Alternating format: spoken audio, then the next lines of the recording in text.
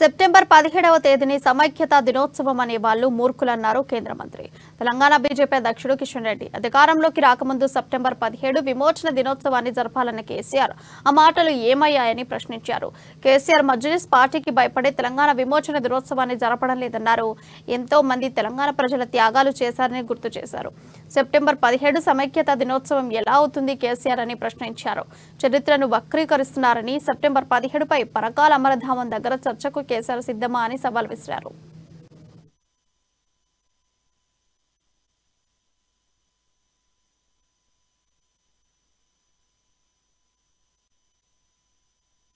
దినమంటారు తప్ప చరిత్రకారులు నిజమే వాస్తవం మాట్లాడే వాళ్ళు ఎవరు అనరు.